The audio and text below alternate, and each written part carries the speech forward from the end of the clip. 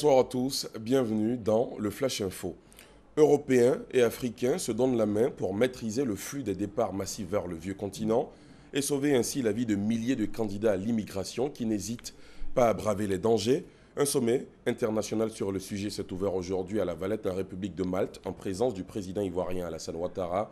Dans la grande édition, nous nous rendrons à La Valette retrouver notre envoyé spécial qui revient sur l'objectif du sommet. Ici à Abidjan, le président de l'Assemblée nationale, Guillaume Soro, a échangé ce matin à son cabinet avec 6 ambassadeurs accrédités en Côte d'Ivoire. Les ambassadeurs de Chine, du Nigeria, d'Angola, d'Algérie, d'Espagne et d'Israël. Au cœur des rencontres, la diplomatie parlementaire, le renforcement de la coopération entre la Côte d'Ivoire et les pays respectifs de ses diplomates. Autre sujet abordé, la récente présidentielle ivoirienne. Face au vieillissement du système de drainage de la ville d'Abidjan, le gouvernement entreprend la rénovation et la construction de nombreux ouvrages dans le cadre du projet du bassin versant du Gourou. Le Fonds africain de développement, un organe de la BAD, a dans ce cadre assisté le pays à hauteur de plus de 17 milliards de francs CFA pour s'imprégner de l'impact de ces ouvrages sur les conditions de vie des populations. Une visite des différents sites a été organisée à l'intention de 150 agents plénipotentiaires du Fonds africain de développement. On s'intéresse ce soir également au marché du carbone. C'est un système d'échange de droits d'émission de gaz à effet de serre, de crédits carbone et de quotas carbone. Il consiste à faire payer par les émetteurs de gaz polluants le coût de la nuisance pour le climat. Cette politique s'appuie sur le principe du pollueur-payeur.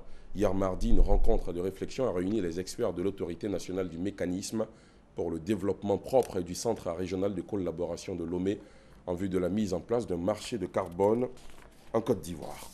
Du porte-à-porte pour convaincre les ménages ivoiriens de se faire enrôler à la couverture maladie universelle. C'est la méthode mise en œuvre par la Caisse nationale d'assurance maladie CNAM en collaboration avec le Conseil des jeunes du district autonome d'Abidjan. L'opération a été lancée hier à Yopougon, au nord d'Abidjan. 400 agents sont mobilisés pour réaliser le projet. Les festivités du 24e anniversaire de Fréquence 2, démarrées lundi, ont pris fin aujourd'hui.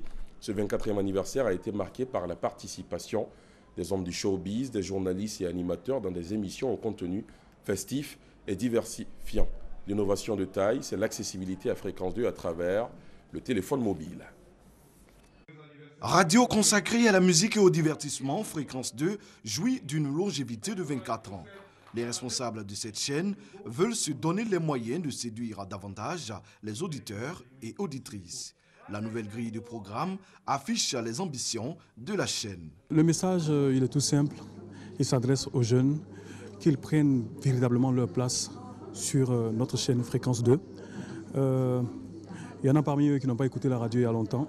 Il y a des clichés et tout. S'il vous plaît, il faut vous en débarrasser. Et la meilleure façon de vous en débarrasser, c'est de passer quelques heures ou alors une journée à écouter nos programmes et votre avis changera.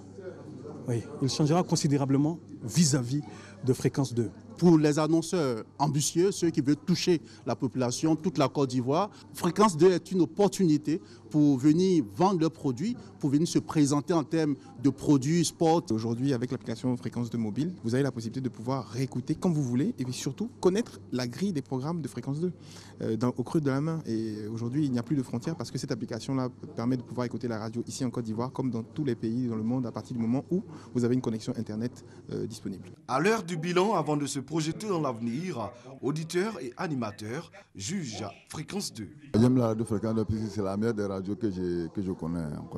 Depuis 2 ans, il y a quand même quelque chose de majeur qui se passe dans cette chaîne et c'est ce que nous avons vécu de façon pleine ce matin. Une chaîne qui a fait sa mue, une chaîne qui a essayé donc de se relooker, de regarder vers l'avant pour les nouvelles générations. Fréquence 2 épouse l'ère technologique du moment. Il est désormais possible de suivre les émissions via le téléphone mobile à travers l'application Wi-Fi YMCI.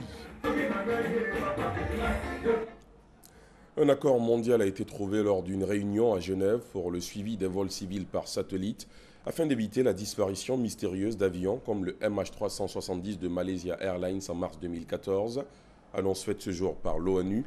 Cet accord a été trouvé à la conférence mondiale des radiocommunications et concerne l'attribution de fréquences radioélectriques pour le suivi des vols à l'échelle mondiale pour l'aviation civile.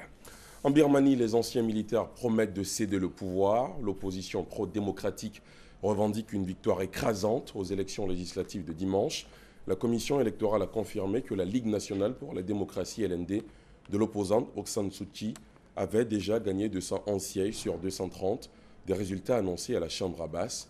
Le parti des anciens généraux actuellement au pouvoir a admis sa défaite et il s'engage à assurer une transition pacifique. C'est la fin de ce Flash Info. Merci de l'avoir suivi. L'info revient à 20h.